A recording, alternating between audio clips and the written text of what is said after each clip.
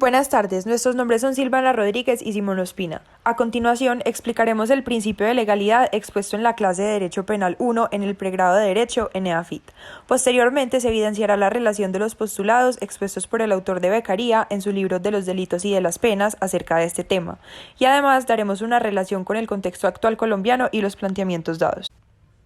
Este principio se deriva de la pregunta, ¿cuándo castigar? En base a esto se postula que, antes de la ley no existe transgresión de esta misma. El principio de legalidad se explica a partir de las siguientes garantías. En la mera legalidad encontramos la reserva de ley.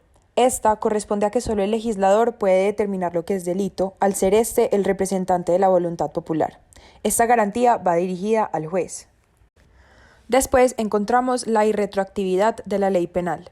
Esta aplica cuando estamos hablando de una ley penal desfavorable. Esto quiere decir que tiene que regir la ley que está vigente en el momento de comisión de la conducta, a menos de que la ley posterior sea favorable, aplicando de esta manera el principio de favorabilidad. En la estricta legalidad encontramos la garantía de prohibición de la analogía. Está prohibido juzgar un caso que no está determinado por el legislador con otro que sea similar cuando es desfavorable para el investigado. Además, la garantía de determinación es que las personas deben tener muy claro qué es lo que no se puede hacer. Por lo tanto, la norma no puede tener términos que le den vaguedad a la misma. El autor Beccaria, con respecto al principio de legalidad, resalta especialmente las garantías de prohibición de la analogía, reserva de ley y determinación para hacer alusión a la misma. En primera instancia, Beccaria considera que el principio de legalidad se puede explicar por medio de la reserva de ley al defender que el legislador es el único que tiene la potestad para poder hacer las leyes. Tal como se analiza en la primera cita, él señala que ningún magistrado con justicia debe intervenir en este proceso que solo le pertenece al legislador, al ser este el único que representa a la sociedad unida por el contrato social. Además, se señala la importancia de no dejar el trabajo de la interpretación bajo la supervisión de los jueces criminales. La justificación de esta afirmación se debe a que estos nunca han recibido la potestad de ser los legítimos depositarios de las actuales resultas de la obligación de todos. Finalmente, en la última cita se hace alusión a solo algunos de los delitos de los cuales se les debe establecer las penas únicamente a partir del legislador y no de los jueces, debido a que estos decretan siempre en contra de la libertad política. Beccaria, acerca de la garantía de determinación, dice que la ley no puede estar abierta a la interpretación de las voluntades. Por eso debe ser clara en las palabras que se emplean en la ley penal, para que no derive en incertidumbre. Además de la claridad, también dice que debe ser comprensible para todos, y es que debe estar escrita de forma que todos la puedan leer y no se convierta en algo para unos pocos, que derive en la ignorancia, que se puede convertir en pasión, y de ahí que se cometan delitos. Beccaria tiene una percepción de la analogía muy clara, en donde menciona que el juez debe basarse únicamente de un silogismo perfecto. Con esto se refiere a que debe haber un análisis de la situación fáctica acorde a este, y solo a este sin hacer otro tipo de silogismos que se remontan al espíritu de la ley que abre la puerta a las diferentes opiniones. Además, Beccaria dice que la pena de los delitos deben de ser acordes a su naturaleza y que el legislador no debe de cierta forma ser desproporcionado con la naturaleza de los delitos. La pena del que robe no debe ser la misma del que asesina a otro. Finalmente, vamos a tener en cuenta algunas situaciones colombianas que podrían responder a nuestra pregunta con respecto al principio de legalidad. Si Beccaria viajara en el tiempo y se encontrara en esta situación en nuestro país, ¿qué tendría para decir?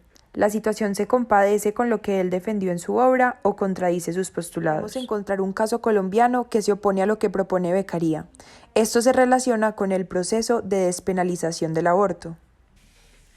Anteriormente, el aborto era regido por medio del Código Penal, el cual mencionaba en sus artículos 122, 123 y 124 unas leyes decretadas por el mismo legislador en donde se prohibía la realización del aborto en Colombia y se disminuía la pena únicamente bajo ciertas excepciones como el acceso carnal, acto sexual sin consentimiento, entre otros aspectos.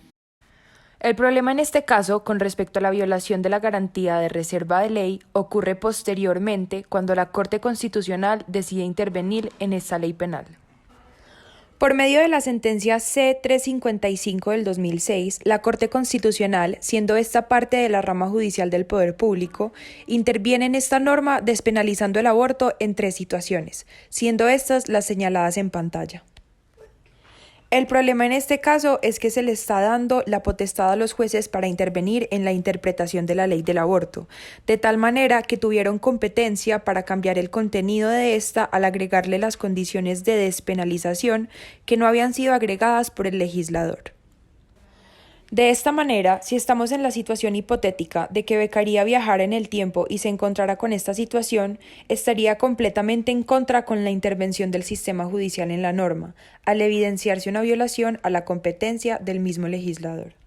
Otra situación de Beccaria y Colombia sería la sentencia C-091 de 2017, la cual habla sobre la ley 1482 de 2011, que modifica el Código Penal frente a actos de discriminación. Lo que pasa con esta sentencia es que se demanda la ley 1482 del 2011 por la vaguedad e indeterminación en uno de sus artículos. Esta expresión da la palabra hostigamiento, y es que se sostiene que la norma demandada atenta contra el artículo 29 de la Constitución Política por violación al principio de legalidad y derecho penal como última ratio. Citando textualmente, hemos dicho ya que la expresión hostigamiento a la que se refiere el artículo 4 de la ley 1482 de 2011 no es clara ni determinada. Ahora, aplicando las disposiciones de la Convención, se entiende que esta ley, al introducir un nuevo artículo al Código Penal limitando la libertad de expresión, debe estar acorde con el principio de estricta legalidad. En consecuencia, la Corte declarará la exequibilidad del artículo 4 por el cargo de violación al principio de estricta legalidad, salvo la expresión constitutivos de hostigamiento, que será declarada inexequible por las razones expuestas.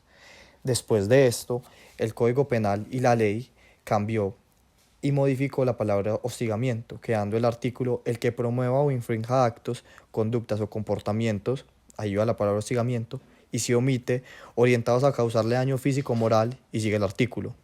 En consecuencia, la Corte declarará la exequibilidad del artículo 4 por el cargo de violación al principio de estricta legalidad, salvo la expresión constitutiva de hostigamiento, que será declarada inexequible por las razones expuestas.